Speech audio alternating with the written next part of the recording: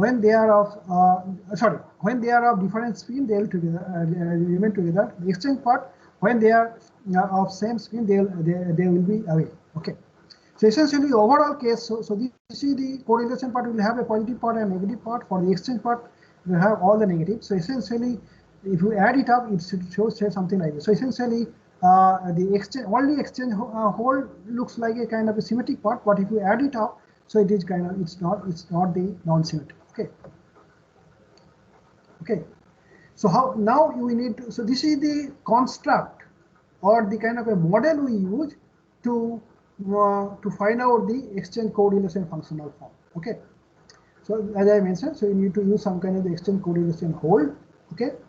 So the local exchange correlation energy per electron is the electrostatic interaction energy of electron at R with exchange correlation hole. Okay, so essentially you are taking this kind of the exchange correlation hole and then so for a particular case. Okay. Then so you are getting the energy exchange correlation energy for a particular case, and then exchange correlation energy functional is the integral over whole of the space of the density multiplied by the local. So essentially the energy you will get it if you do the integration of it. This okay. And the exchange correlation of hole also, because for a electron we are considering the constant as that finding of the electron is 1. So for the case of the hole, we need to consider the constant as the finding of the electron is between -1. Okay, all over the whole space. Okay. So so the concept of the exchange correlation hole, the sum rule and the other will provide guidelines for the construction of the exchange correlation. Okay. So there are 3 groups that are most popular and generally used for are functional. For the one is called the local density, another is called the generalized gradient approximation, which is called GGA, and the hybrid. Okay, so hybrid is essentially LDA is generally use the uniform electron gas. The GGA essentially we use the gas density also, electron density along with the first derivative of the density. Hybrid also we use a mix of other higher order differential of the density in the hybrid case. Okay, so we need to use different kind of the functional form. Okay, so what is local density approximation? Let's say this is the actual density. Okay, but in the case of the what we are doing that we are just subdividing all the system as a small part, and each part have its constant density. Okay, that means there the density is uniform. Okay, now we are using this, and also we are now using this density as a model 1, and then we are just using in the constant equation. Okay, so that we are coming out to the downstate energy, and also at the same time also we are just modifying the density. Okay, so at the end we are getting some kind of approximation. From the actual we are getting some kind of this kind of the approximation. Okay, so this is essentially the local density approximation. Okay, so how do you do this local density approximation? There are some methods are used. Let's say for the exchange part we use something like C density to the power 1/3 for LDA case essentially, and this is for the potential part, and the energy also you take the integral of it into C into rho r into this, so essentially rho to the power 4/3. Okay. And for the correlation part, essentially again we use some kind of the functional form given by Rs, where the Rs is nothing but the radius of the sphere containing the one electron is in the Wegener-Schildt radius. Okay, so essentially we are also using some kind of the constant C1, C2, C3, C4, and along with the position R. Okay. So essentially you can see that now different methods are there to find out this exchange and correlation. So this is one of the mostly used correlation energy functional form. Okay, so the C1, C2, C3, C4 may be different for different systems. Okay. So we are getting now the exchange LDA exchange correlation energy now, as I have mentioned. So this is another one function, this is another function. Okay.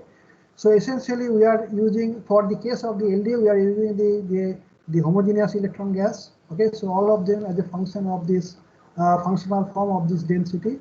Okay, so exchange part homogeneous and correlation homogeneous. Okay, and by taking the derivative of each functional, we correspond to the exchange potential. So essentially there is the back and forth correlation we use between the energy and the functional in terms of the differential. Okay, and it's been extended to handle spin polarized system. It's called, instead of using the, we can use the density as a off spin and down spin as a function, as a functional form, and we also get the spin polarized system. This is useful for magnetic materials. Okay. Considering the axial system are far from the homogeneous electron gas, the LDA works fairly well where the charge density varies relatively slowly.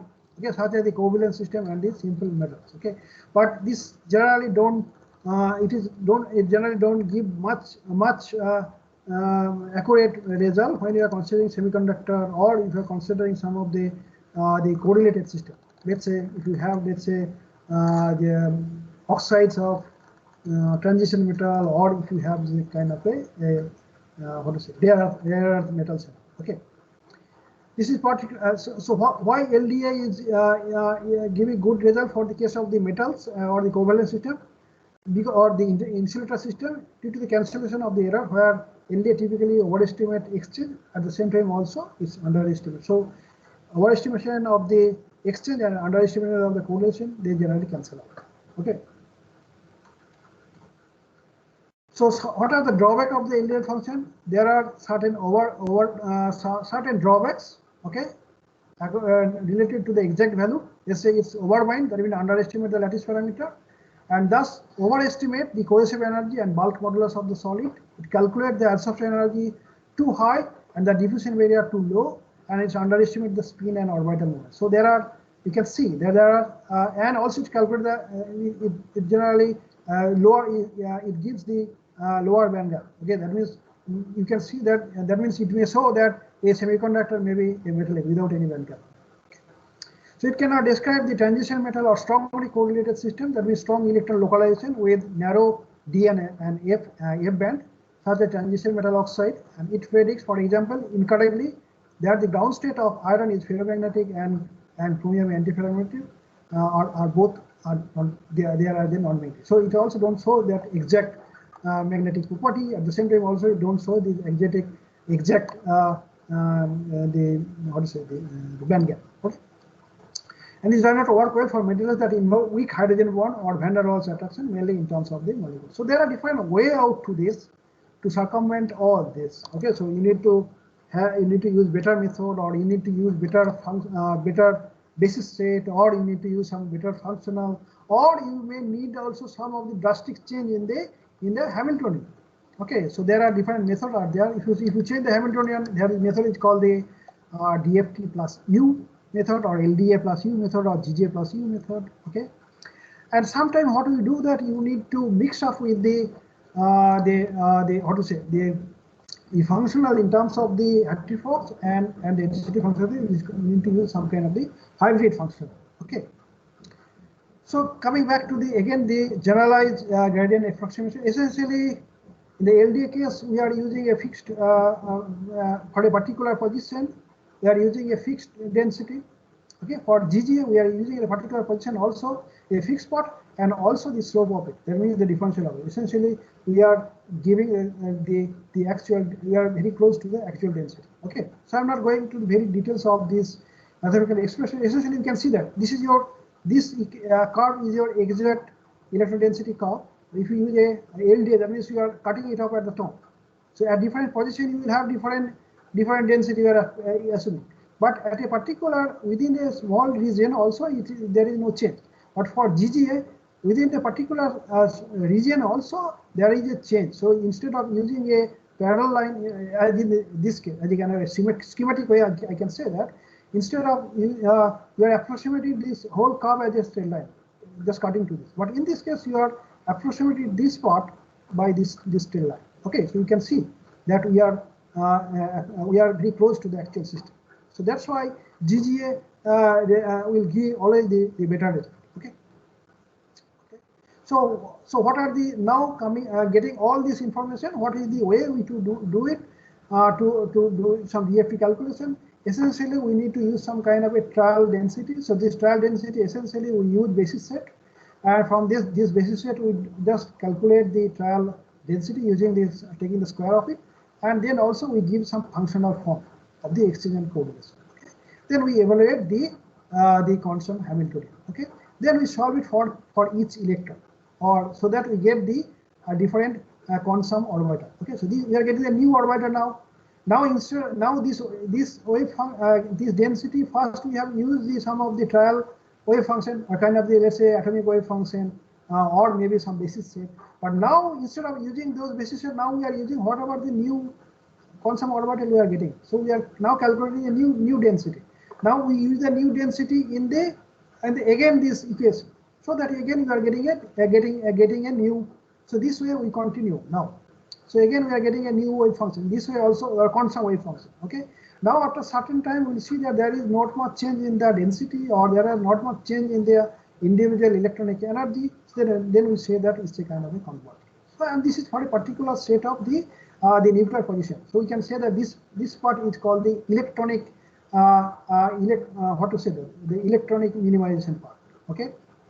Then we calculate the force. Now we calculate the force and update its identification. So this part we are starting on in the geometry optimization. Okay, so if it's converged, then we get the energy and the other property. So essentially, for any DFT calculation, there are two types of the minimization one we do. So one minimization we do for a particular set of nuclear position, they are electronic energy. So this is called the single point electronic energy. Then using that using the single point energy, then we calculate the force. And according to the force, we change the position of the nucleus or the ion. Okay. Now again we calculate the single point electronic energy. Again you calculate the force. So in this way also we change the position so that we get a kind of a the kind of equilibrium geometry or equilibrium position. Why this is the procedure we follow for the density functional theorem. Okay. So if you know the energy, you can, from the energy itself, you can use different kind of the mathematical operation so that we get the other properties. So you can get that, you can get let's say force, you can get the bulk modulus, you can get the stress and other things. Okay. So these are very common and kind of the very systematic way to calculate. At the same time, also we can get the band structure, we can get the density of the state, we can also get the different contribution of different electrons or different orbital to the density of the states and all. Okay, and the second derivative of energy gives the force constant matrix, and also STM simulation. You also can get the photon spectrum. Also, you can get the thermodynamic quantities, reaction rates, or you can also get the transition state and everything. Okay. So these are the different GGA functional form. There are different functional form. If you for doing any DFT calculation, you need to use some kind of the software, and in that software also there are what are the different, from the discussion, as you can see that you need to use the basis set. At the same time also you need to use the functional form. Okay, so there are different functional forms are there, and there are different basis sets are there. So you need to have a combination of these. At the same time also there are further more approximation you need to do that will come later on, because generally for a let's say for a atom, because the system are made of the atoms, and atoms will have their different electronic configuration, and generally we don't take care of all the electrons. Generally, the core electrons don't take part in the reaction, or they don't take part in the bonding, or also they don't give their electronic property and all. So essentially the valence electron part are the most important part. So essentially we generally neglect the core electron part. So for that also, essentially you need to use different kind of the truncation, or we generally cut short the number of electrons. So that method is called the pseudopotential method. So those different pseudopotential also we need to use. Okay. So that these are the different the parameters or input you need to take care when you are using any DFT functional DFT functional based method in using a software. Okay. I'll come across it, how to use how to do some calculation, what are the different parts you need to look at it. Okay. So there are different, this is a very active field of research.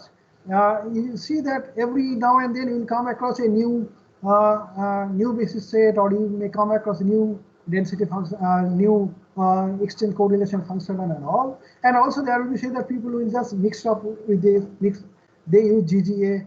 Let's say they also use some kind of hyper GGA. That means they use the higher order differential of the LDA, or they may use some mix up with the Hartree-Fock type and the DFT types. Okay, and all. Okay, so there are certain ladder of these different functional form out there, which is called the Jacobi. I think I have got and some of the slide I can show you what are the different functional forms are there.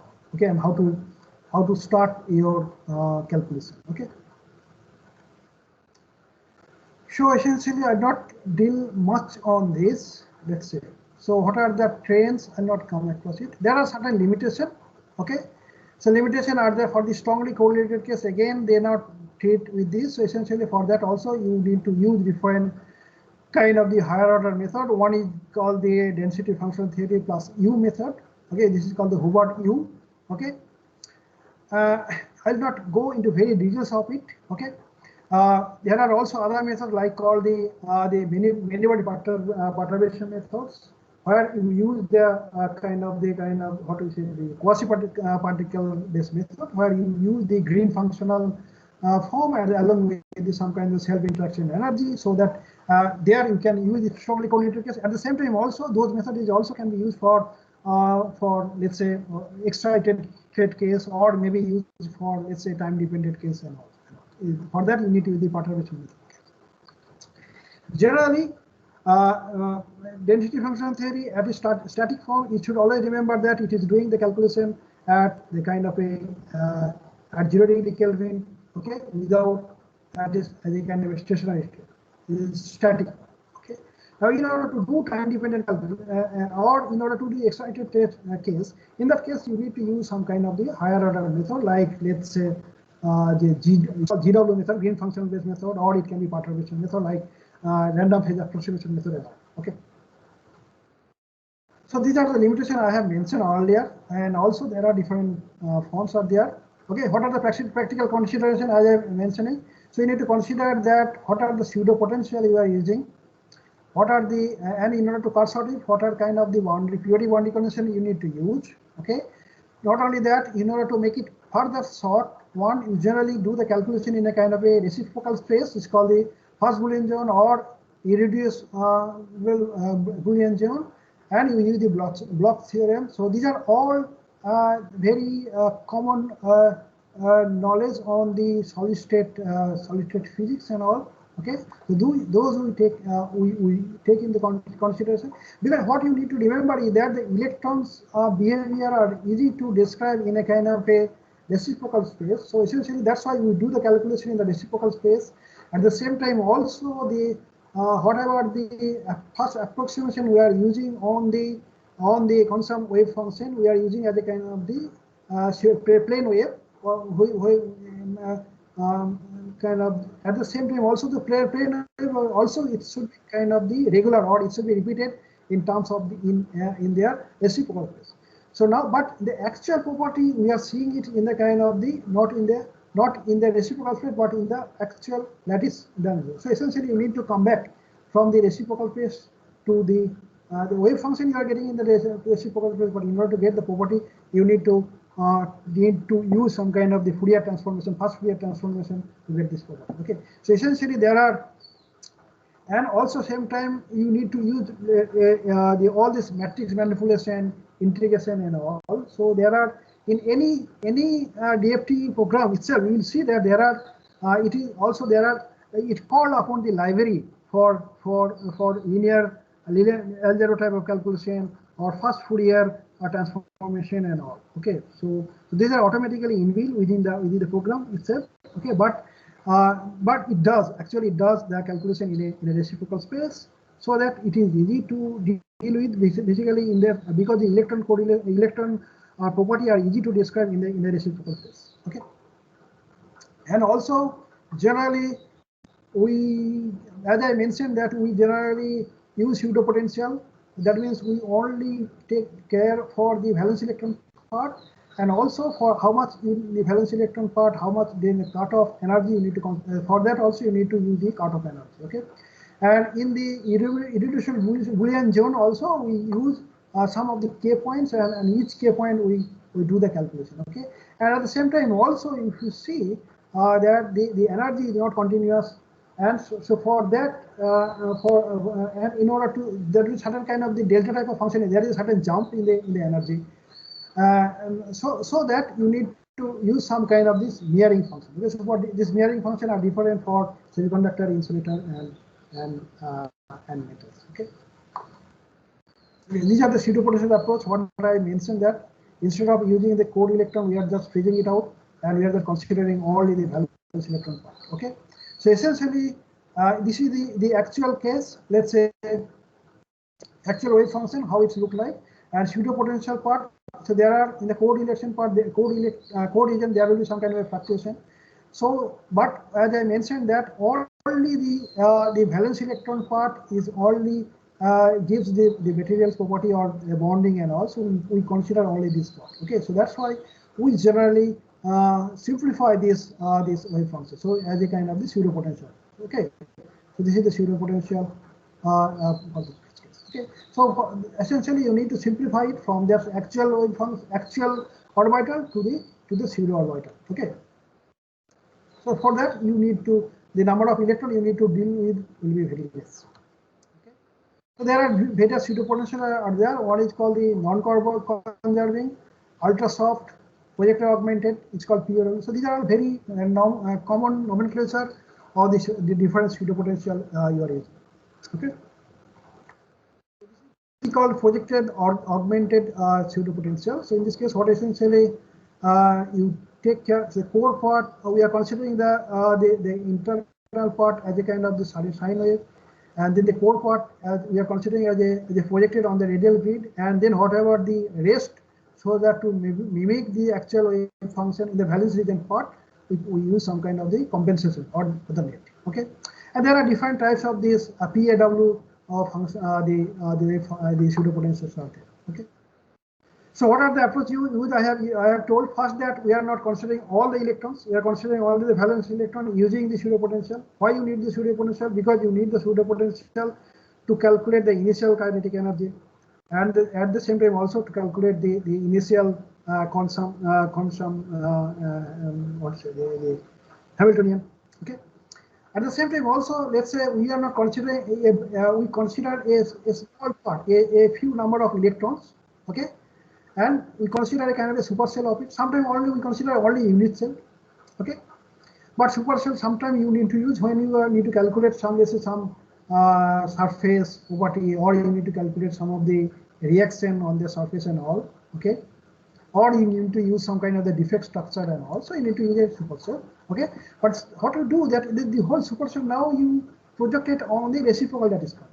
Okay, so this reciprocal that is you know this is a kind of inverse function. This is higher the supercell, reciprocal phase will be lower because it's divided by the length. Okay, so it's in the reciprocal space, and then also we are not considering all the reciprocal lattice space. We consider only the irreducible part, and within this irreducible part only we are using some few points, k points we are taking. That means in different direction we are considering these k points, and then we are calculating there. So this way we are making we are dealing with a large number. So that the large system we are modeling. We are doing a modeling by using a cut short on this k space. So this is called this k space. Okay. So now you are getting all the orbital energy, orbitals and the energies and all. In terms of this k space, now you need to what to do that you use the first Fourier transformation to get back to the actual structure properties. Okay. So in order to use the periodic boundary condition, what you essentially need to see that all the pseudopotential are also should be periodic, or the basis set also should be periodic. That's what we use, and this is called the block theorem. Okay. So I will not go into the very details of it. So and the block theorem also use the Fourier transformation back and forth. Okay. So one is in this. This is in the reciprocal space. Then if you do the transformation, then it will come back to the actual space. Okay. Some of the factual topic you need to do. You need to give the energy cutoff for the planar basis set. At the same time, also you need to use some kind of the smearing, as I mentioned, because there is a certain gap in the energy. So for that, you need to use some kind of so that it goes smoothly. Okay. So that you need to use some kind of smearing. So these are the practical part for the density functional theory calculation, and it is also some during the discussion itself we have come across different approximations. Those are there. At the same time also there are certain because we are doing all the approximations. We are first doing the electron part, nuclear part. We are separating out by one Then also we are not considering that though electrons are moving at very high speed, we are not considering their relativity effect. We are using some mean field approximation. We are using one electron DFT because we are considering all the total number of electron system. We are considering one by one. Okay, we are using the single determinant approximation for the wave function. This is also gives some kind of the approximation. X energy approximation is itself is the approximation. We are using the Fourier boundary condition, and also we are using pseudo potential. There also we may come some of the error. The basis expansion of energy also we are using some of the energy cutoff, because if you higher the energy cutoff, you need to have more number of pseudo potential or the more number of plane waves. Okay. Then also we are using some k-point sampling, fast Fourier transformation gradient. So we are doing smearing, summation by replacing the integration, and you are doing some numerical transform, because we are doing whenever you are basically we are doing some linear algebra method, at the same time also we are using some numerical methods. So everywhere we are introducing some of the error in the truncation. Okay, so these are all approximation method. There are certain extension of it. We can do spin polarized calculation. We can do also for fractional occupancies, which is always needed when you are dealing with some of the optical effect. Okay, excited also you need to do it for considering some of the photoelectric effect, or in the case of the, let's say, doing some photocatalytic effect and all. Finite temperature method also it's required when we are dealing with some, let's say, at certain temperature. Essentially the DFT as its own, we do the calculation at 0 Kelvin. So essentially finite temperature calculation is required to calculate the lattice vibration, because in the 0 K there will be no lattice vibration. We are not considering the nucleus are vibrating. We consider the nucleus are fixed. Okay.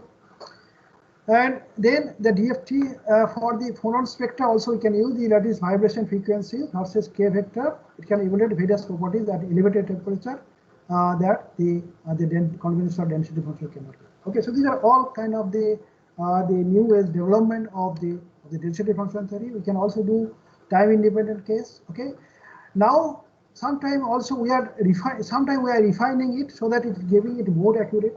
Sometimes also what we need to have that we don't need very much accurate calculation, but we need to use this density function theory or with little bit accurate theory for a large number of for a large system. That means the number of atom is more or number of electrons is more. So in that case also we do some kind of the simplification. Okay, so that those are called the linear scaling or LS DFT. Okay, so these linear DFT, there are different flavor of it are there, and there are different programs are also there, and mostly common use are the orbital free density function theory, so that you can treat maybe 1,000 or more than 1,000 atoms. Okay, so conventional case generally it's very difficult to treat 100 of low atomic weight atom. Okay. So these are the reference I have used for, mostly I have used this book, Computational Material Science, and introduction by Goon Lee. This is a very good book for the introduction part, and most of the materials are taken from here.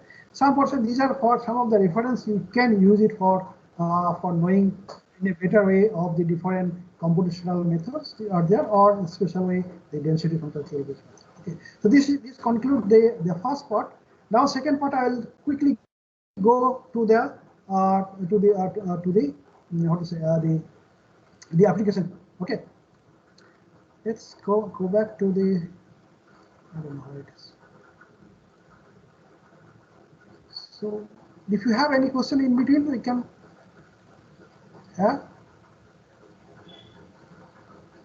So I'll take very quick. So this is very important now. So for the general application, because it will give some of the practical thing to do calculation. At the same time, also I'll show some of the specific application of DFT. So to materials modeling, so that you what to say to estimate their property. At the same time, also you model your own, so that you design your own materials, so that which can be for the designing or discovery of the materials. Okay.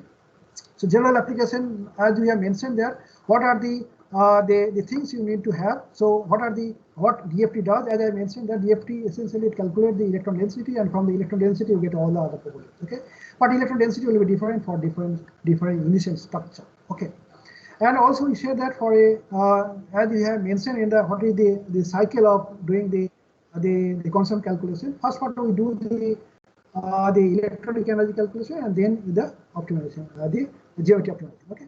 So what are how does DFT work? So that the experimentalists know what we are talking about. Okay, so generally the most basic procedure that DFT software does is the electron density optimization. First it does the electron density optimization. Okay, so you give the initial structure, then you optimize the electron density, get the orbital energy, wave function, and the total energy. And what it is, this energy is depend upon this atomic structure. Okay, this atomic structure may be bad, may not be the exact one, may not be the equilibrium one. Okay, so what you need to do, what you do that you use this orbital energy and calculate the force acting on for this particular cell. Okay, and then according to the force we change the atomic position. The second part, so the first part we do this is called the single point calculation or electronic structure calculation, and then we do the energy optimization. Okay, so you do the initial after. Then you first do the as I mentioned in the earlier case, the single point calculation. Then calculate the force on each atom. Then you change. So you are doing the electron density calculation. Get the orbital energy. Then we are calculating the force on the atom. Okay. So on the force of the atom, now we are using some of the changing the geometry. Again we calculate the electron density. Again we calculate the force. So in this way we get out this some kind of the geometry. So essentially two things we do. One is the single point calculation, and another is the geometry optimization. Okay. What are the output we get from the DFT? Once the geometry optimization finishes, many quantities can be extracted from the density transfer theory output, either directly or indirectly. You can get the equilibrium geometry at 0K. You can get the equilibrium lattice structure. We get the formation energy. We get the partial charge of each atom. We get the magnetic state of the system. Maybe we get the Fermi level. We get the band structure, density of state, optical absorption spectroscopy. Again, we get the spin point. So you can see all the property of the material. You can get it from the density DFT. Now, if you use a more advanced case, also we can use some of the phonon calculation. We get the dispersion, the phonon dispersion curve. At the same time, also you can get the high temperature free properties like free energy and all. Okay. So what are the other property we can get? We can get this if your initial structure is the surface, then we also get the surface property. You can get the surface energy, and also on the top of it, if you put a molecules or maybe other materials, then you can get the absorption energy or cohesive energy and all. We can get the absorption configuration of the gas molecule on the surface. Again, we can get the bond distance. We can calculate the bond charge transfer, whether donor or etc. We can also calculate we can get the reaction energy barrier, because when any during optimization itself, we can say that it may come across a structure which have got the highest energy. So that highest energy we can call it say kind of a transition state or transition energy. And from this energy difference we can calculate the reaction energy barrier and all. Here also we can calculate the work function. Okay, so these are the different output you can get. Okay, from the output also for different we can also say what kind of structure it is, what kind of material it is. It can be a semiconductor, superconductor, or molecular electronics and all. Okay. So these are the properties you can get. So what are the tools you need to have in order to do some DFT calculation? First thing is that you need to give initial structure. So for initial structure, that means you need to give the atomic position, and for that you need to see how the structure looks or how to create it. So for that you need to have the structure editor. Then we do this electronic calculation and energy optimization. So for that you need to have the main program. This is called the DFT solver. And from the DFT solver, you get the different output. You get the let's say density. From the density, you can calculate the let's say orbitals, constant orbital, wave function, whatever, and also get the other property by using some kind of the differential methods. Okay, and then you need to use or you need to see how the property what are the output looks like. So for that, you need to have some kind of the post-processing unit. Generally, the unit which is used for structure editor also can be used for this post-processing. Let's say the same program which is used for, let's say, the genetic structure can be used to see the density of state or band structure, okay, or clonal dispersion curve, something like that, okay. So there are programs are there for structure editor. Some of them are free, some of them are commercial, okay. Similar way also there are a large number of DFT solver or DFT programs are there of different let's say flavor. It can use some kind of it can be used for simply for cluster, or it can be used for periodic boundary condition and the solid. Again, it can use different solver can use different kinds of this let's say basis set. It can use it can use the plane wave basis set, or sometimes it can use the atomic central basis set. It can also handle different kind of the magnetic property, different types of the other functionals and all. Okay, so there are different softwares out there. Okay, so I think I have got a list next one. Okay, what are the structure editor? There are different kind of the structure editor. There are some of the popular software are the Avogadro, Vesta, then Material Studio, which is paid one, ChemDraw is a paid one. So, and if you just do a Google search, you will see that there are a large number. Maybe you will get 30 or 40 different types of this popular software out there which are free. You can use it. Okay. Different types of the solver are also there. What are the mainly used methods for the case of the material science? That means when you deal with the solid structure using periodic boundary condition or the quantum expression. This is free one. VASP is not free. Siesta is free. DMOL3, Avinet is free. CP2K. You can see that there are different programs out there, each of having their own advantage and limitation and all. Quantum chemistry methods are there. Quantum chemistry means when you use the cluster method, don't use the periodic boundary condition like Gaussian, Turbomole, ADF, QChem, Dalton. So these are some of them, but doing a Google search, you will see a large number of it. Okay, even for the case of this, what I discuss, some of the extension of it. Let's say you need to do it for linear scaling. There are also programs for the linear scaling. There are also programs for doing this, let's say, this many body perturbation theory calculus, like a random phase approximation, where you need to study the the excited state. So there are different programs out there. Okay, but what you need to remember is that all those extension and all, their initial input are the output from the conventional case. Okay, let's say that let's say a RPA method, which let's say random phase approximation method, which they can take the input output from the quantum expression as an input and do the calculation, more different calculation for, let's say, photocatalysis application, or maybe in an excited state case. Okay. Then coming, so these are the list of it. So these are the selection of the DFT codes according to their basis type, GPL or whether they are public license or not. So you can see that VASP is commercial. This is one of the most popular program is the VASP, Vienna Ab Initio Simulation Pro Package. Then quantum expression. This is also very useful. Nowadays also there are very good structure editors are also coming up also, and you can do all kinds of calculation there in the quantum expression. Okay, and there are other post-processing method or the higher accurate methods are there which can take the output from the quantum expression and do further calculation. Okay, so these are the different methods are there. Okay, some of them are free, some of them are paid basis. Okay. As I mentioned, how you do the calculation. First thing that, as you have seen, there are different kind of approximation we are doing. So first method we are doing that kind of a uniform gas method, uniform electron density method. This is called the LDA, and with the LDA now that is the functional form. Okay, and also it can use different kind of the pseudopotential. So it can be having different pseudopotential. Okay, so you first start with LDA, and then also do some kind of the gradient. Use the first differential of this and get the GGA, meta GGA, that you use the higher order differential. Then you can have a kind of the mixture between the Hattefock type and then the local density. Okay, so that you get the hybrid. And this is called the random phase approximation, which is called post DFT.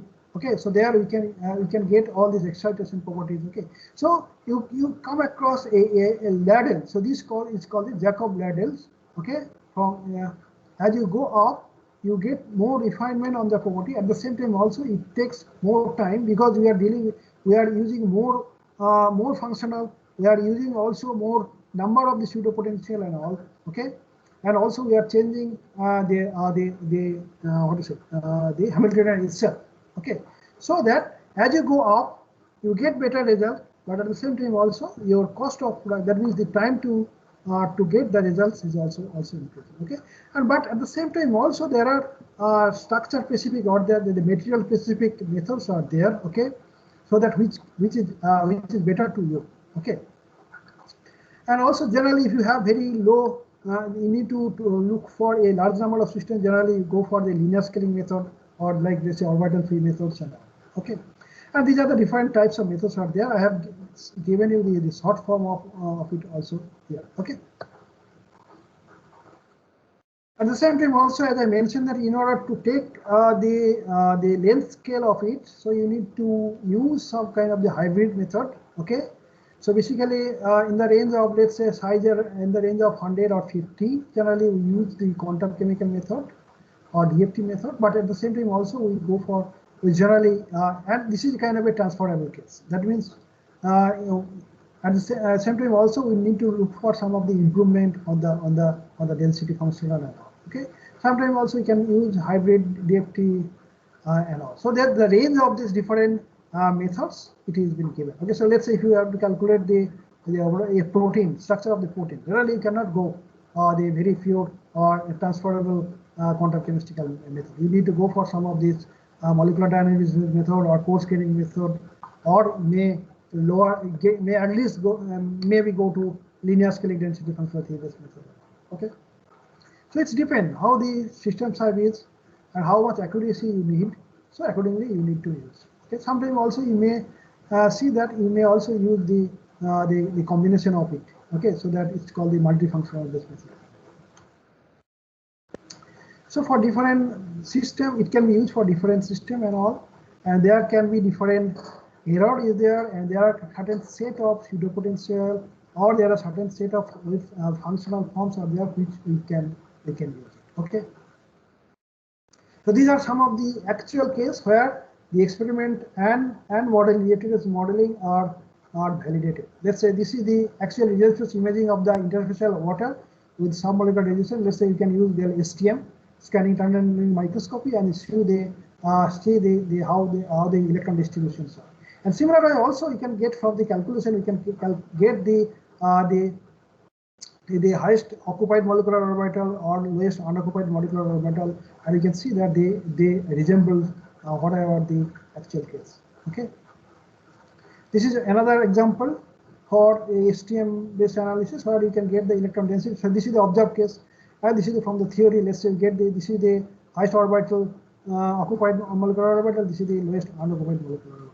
So you can see that there is a correspondence between this. But what we are getting a more refined case for density function, because in the observation case there is always some kind of the error. There is always can be aberration. At the same time also there is a limit for getting the actual, because these are all in a kind of the wave particle interaction based method we are using. So and we are also introducing uncertainty. But in a density function, in a theoretical basis, we are getting for a pure state. At the same time, also we are divided all this kind of the interference. Okay. So essentially, density function theory based method. When you for a material design, it's generally use the knowledge exchange between the theoretical material scientists with the experimenters. So there is a kind of a knowledge, understanding, and discovery. So you need to do it. Okay. Some of the cases, some of the time, the experiment you may not do it. Maybe the experiment what we are doing is a time consuming. So there, this theory can help you to cut short the number of experiments you need to do. Let's say you are designing a new kind of molecule. In this case, by using some theory, you can just jot down what are the potential candidates and then do this, so that you can cut short the time of the experiment and all. Okay. Now, for theoretical calculation, now let's say you want to do a new system. Whether you you need to do it from the scratch, or you can have some kind of the help. Whether other people have done it. What essential thing you need to remember is that people are doing a lot of calculation, lot of density functional theory based calculation for different types of materials, and nowadays you can get all these this all their structure and property in a kind of the database. Okay, so one of the initial database was first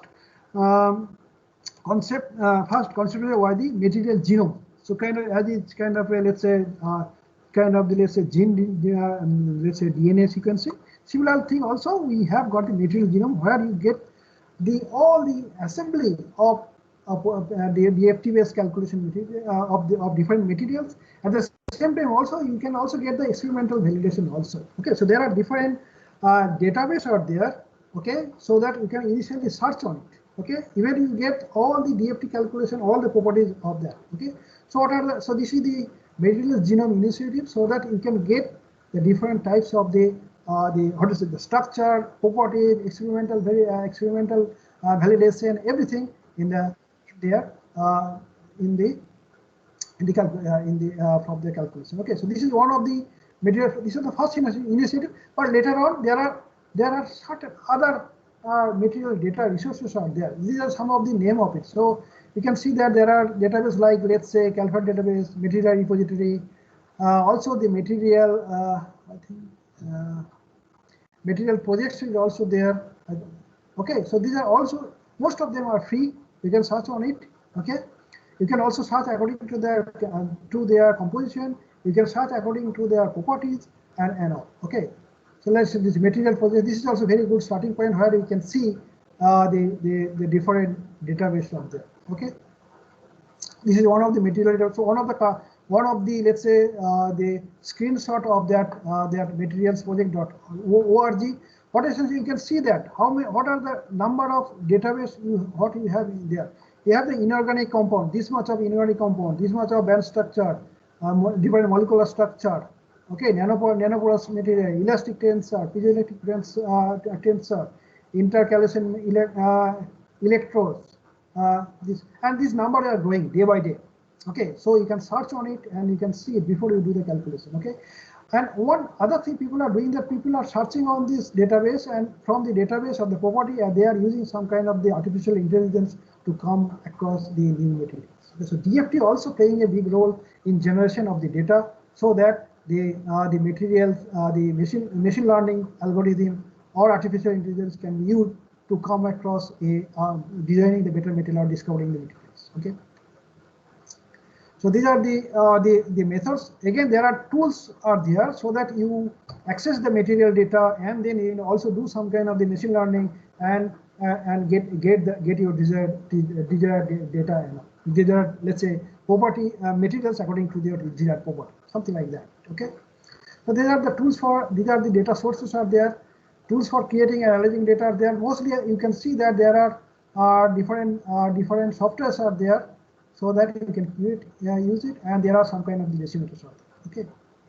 One of the computational database are there, Airflow library. This is very good, good one. There are Nomad database. This is also very good. Okay. So you can see, you can just see on there what are the structure is already been calculated. You don't have to do it, but you can modify it, or you can for a new. You can also get the as a reference material what should be the structure for if the material is similar type but it's not given there. Okay. This is one of the computational material data web portal. It's called the Airflow web. So here also you can see that you can search on the different what are the elements there in the systems, and also you can get on the different properties and all. Okay. This is the data generation workflow where this is a program called Airflow. It can be used different DFT code it can use, and also it can give the property calculation, and it can also store the data, and the data also you can also retrieve it in order to search for a new type of materials. Okay.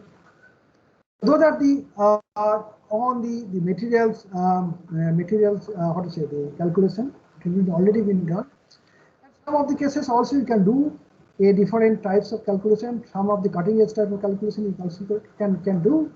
Even density transfer theory can be incorporated in a kind of the molecular dynamics form. It's called the Born-Oppenheimer molecular dynamics. That means where the whatever the force you are getting it from the density transfer theory can be used to scale it up to higher temperature or pressure and all. Okay, that can be used to get the the room temperature property or high temperature property. So this is one of the specific application where you can see how the reaction occur. Okay, at a surface, whether a surface can facilitate the reaction or not. Okay, so this is a quite a I think something is wrong here.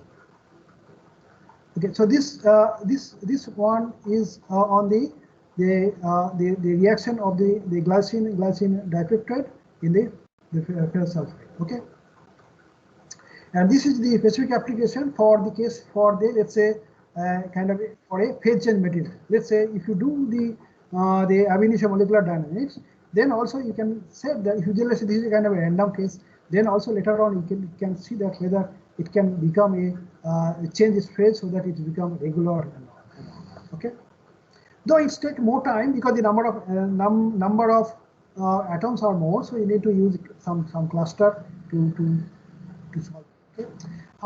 Another specific example is the application of density function theory in the sustainable energy, because this is a very big and pressing topic now to get the sustainable energy, because the energy source what we are using are non-renewable. They will be exhausted. So essentially, we need to look for some of the renewable source, and for renewable source also you need to see the materials which can act as a catalyst or which can act as a how to say which can very easily, let's say, generate, let's say, dissociate oxygen water to get hydrogen, or at the same time also which can be used for, let's say, fuel cell, or it can be a good material for rechargeable battery and all. Okay, so this and all of these generally require the electron behavior of electron and their excitation and the transport and interaction. So DFT is well placed in that kind of searching for sustainable materials for sustainable energy. Okay, so I'll not go very details on it because time is already up. So essentially, and this can be used for all the energy spectrum. It can be used for, let's say, transport. It can be used for the fuel cell. It can be used for, let's say, solar and wind power generation materials. It can be used for, let's say, the fuel generation from the algae. So you need to have some kind of the catalyst that you can design it. Even it can be used for something, let's say, thermoelectric material. That means which can use the difference in their temperature and generate electricity, or it can be used for, let's say, solar cell. Okay, and another problem is that carbon dioxide. Whenever we are using the fossil fuel, we are generating carbon dioxide, and this is polluting, and also it's giving the rise to the global warming. So essentially, you need to capture and sequestrate carbon dioxide.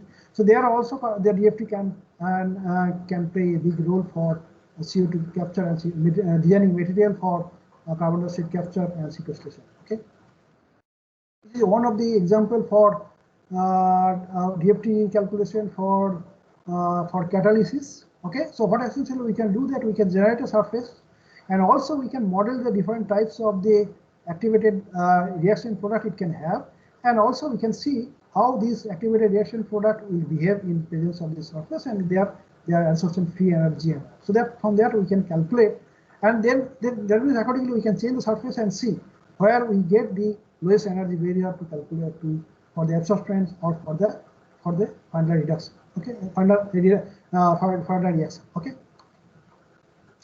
Another example, I'll show you the materials where DFT can be used for quantifying the, let's say, material degradation, or at the same time also design the new materials so that so you arrest this degradation. That means it can be used for, let's say, corrosion study, or it can be used for designing the material which gives the coating so that so that the material become corrosion resistant, something like that.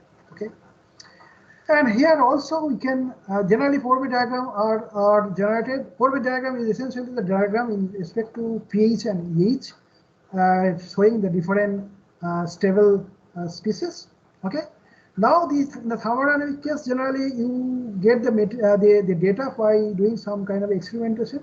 Okay, but sometimes you don't get the stable species also. Maybe some of the species which are can be metastable, that you cannot get it. But density function theory can be used for metastable cases species. At the same time, also the thermodynamics, as I mentioned, is depend upon the experimentally determined energies or the values which can have some error.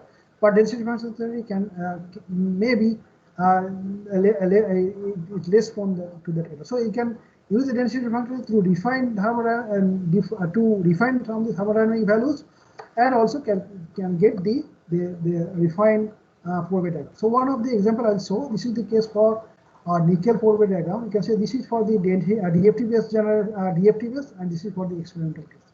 So essentially, you can see that we get more information on the DFT based calculation. Okay, and this can be used for, let's say, designing the new material so that you arrest this. So that means the material will stay in this form, this nickel form, not in their oxide form and all.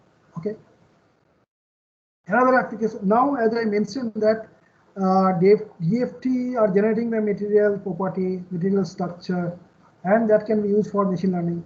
Another thing is that you can apply the material learning, machine learning techniques to come across to do the DFT calculation. That means to come across the better density functional. Okay, so that is also, that means machine learning and DFT can work hand in hand. So for designing a new materials. So if you have a materials, then using the quantum theory, it can be density function theory, then get the property. And at the same time also, let's say you need to have some kind of the desired property. Okay, so for that you just model some of the materials and then go back and forth between the quantum theory and machine learning so that you come across the materials with the desired property. Okay, that is one case. Another case is that you can approximate the density functional theory without going into this time-consuming quantum density functional based method. Okay, so you get the potential, then you get do the quantum mapping by machine learning and get the total energy, or you can get it to the go back to the potential to the density and from density to the total energy, or you can get from the orbital free mapping so that you get the Euler equation. From the Euler equation we get the density, from density we get the total energy. Okay, so we are in the paradigm of the kind of the fourth paradigm, essentially in the kind of the big data driven. So where the third paradigm is essentially computational science or simulation, where they essentially consider the density function theory and molecular dynamics.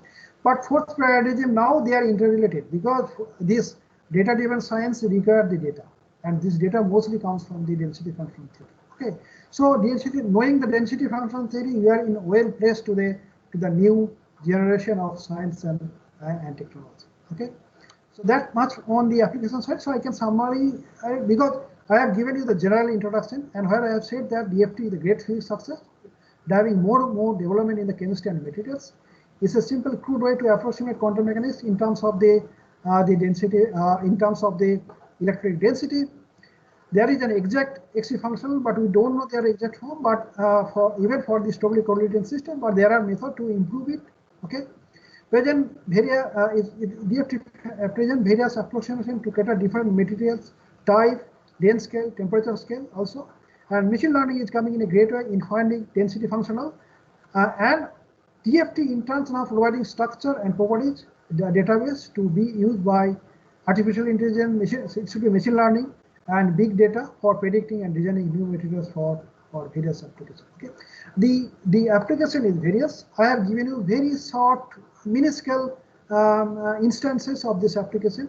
Okay, and if you look at it, you see that every year thousands and thousands of papers are being published on methods development, but mostly on the application of different materials. It can be semiconductor, it can be electric material, it can be structural material, it can be functional material, even it can be, let's say, biomaterials, or even it can be drug design or and all. Okay, so the application are various and tremendous. Okay, thing is that you need to know little bit about the theory.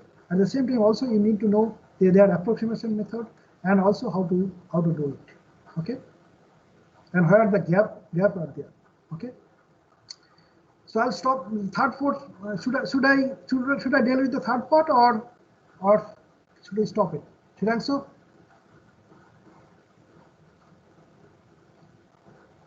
Hello.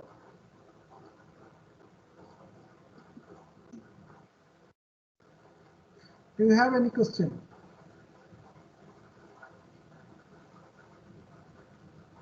Sir, one question is from participant, sir. Just a minute. Yeah. Good afternoon, sir. Am I audible, sir? Yes, I can hear you. Yeah, that was a nice session, sir. My question is like this density function theory can be applied in searching concepts, sir, in using machine learning? Machine learning itself, because for machine learning you need to have the data, no? Yeah. So this data can be generated by using density function theory. And as I mentioned that there are lots of database repository out there, like let's say materials project, materials genomes and all, that can be retrieved. And for retrieving those, there are also programs out there, machine learning based program, like as I have shown that Aflow Lab and all. That are there. Okay, sir. It means that these theory concepts are basically concentrating on describing the structure, properties, and everything, sir. Yes, certainly. Okay. At the atomic. Yeah. Can we describe any such data sets in machine learning to brief out or to infer out any points related to it, sir, using these concepts? Let's say you want to search for a particular type of material. Let's say you want to search for a particular, let's say, what to say? Let's say an alloy constituting a number of elements. So which element will give, what are the combination of the element will give the better property? For that also you can use it. So certain properties are there. Let's say you can have the kind of target property. Let's say elastic modulus, Young's modulus, something like that. Okay. So you can with the data from both from the DFT calculation or from the experiment, and you can come across. Yeah. Thank you so much, sir. Yes.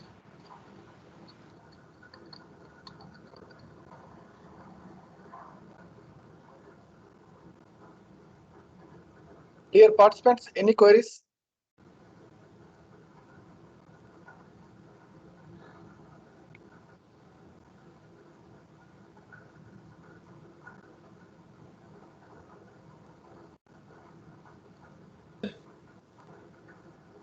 Hello, sir. Hello. Sir, I have a small query, sir. Yes. So, am I able to integrate the other database packages like Oracle and then MySQL or SQL Server to these applications, sir? I don't know in that exact sense, but the kind of the data, I don't know whether you are talking about the machine learning part or what? Yes, sir. For example, if you take the legacy developers, they might have knowledge on Oracle. Yes. If at all, if they want to make use of the Oracle into this machine learning application, whatever you explained right now, Yeah. whether the system will support that Oracle database to It is integrate basically it. on the database type. So what I said that DFT can generate the data, and that anybody can use it. So you mean to say that the DFT functionality, whatever we are using, you are able to make use of Oracle data, sir? Oracle data, I have not come across. Okay, sir. Okay, sir. Okay. Thank you, sir. Thank you.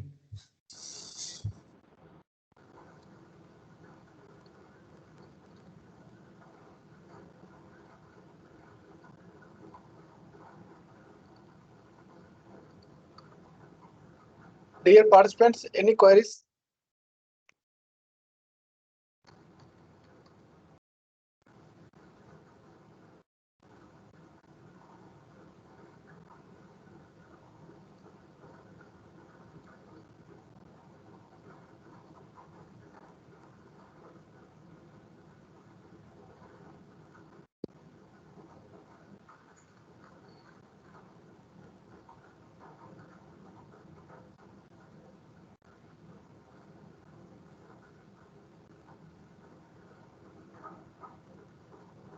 Hello.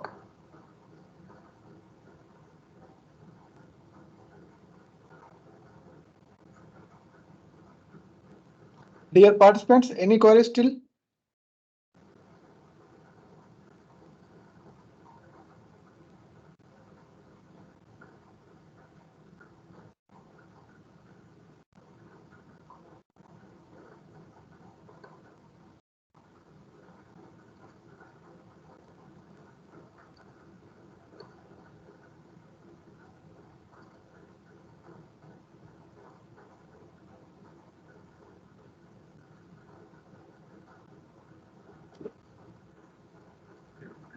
there is no query. So thank you, sir. Sir, Thank you. thank you, sir, for nice talk. I think there is no query. So with your permission, we are going to conclude the session. So I am not dealing with the third part. Essentially, that will be specific application of it, but the time is up. Yes, yes, yes. Okay. Thank you, sir. Thank you. Thank you for giving me this opportunity. Thank you, sir. Thank you so much, sir, for time.